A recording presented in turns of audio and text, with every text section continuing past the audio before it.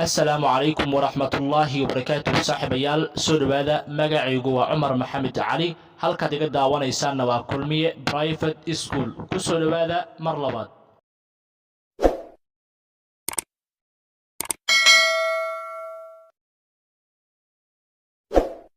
أرضي قلت واسدي إليس واسدا عرورتيو أكتوا بركي waatahay asxaabta qaaliga ah maanta waxaynu qaadanaynaa conversation wada sheekaysi a lot of thanks mahad oo idil dua waxay u sugnaatay to Allah ilaahay who have given me kaas oo i siiyey an opportunity fursad to see you aan kugu arko to comprehend me aad igu fahamsiiso the importance muhiimadda of eyes ee indhaha a lot of thanks mahad oo dhan dua waxay u sugnaatay to Allah alle who have given me allahaasoo i siiyey an opportunity fursad to see you aan adigu kugu arko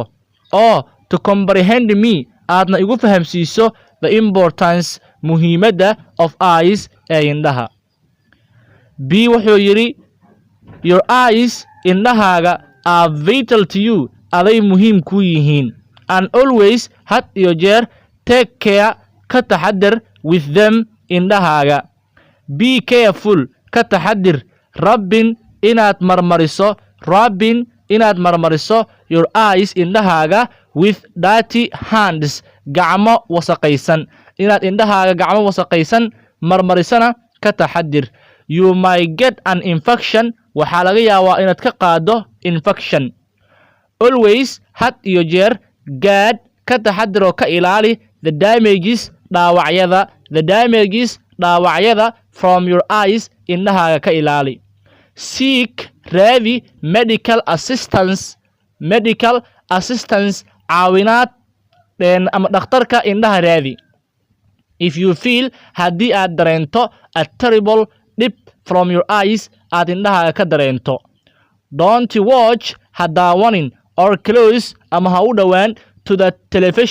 telefishinka or ama telephone mobilka ha u dhowaan wuxuu yidhi thank you waad ku mahadsan tahay for the encouragement dhiirigelintaada and the advice iyo waanada you have given me ee aad i siisay dhakhtarow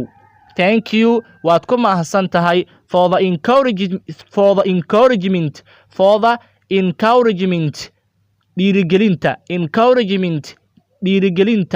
and the advice iyo waanada ama talada you have given me aad i siisay dhakhtarow B wuxuu yidhi okay hagaag have a nice time waqti fiican you are welcome soo dhawow halkaa baan ku soo afmeeraynaa wada sheekaysigeennii waxaa inoo balanah inta aan ku kulmi doonno casharkeenna iyo casharka kale sidaa iyo ammaano allah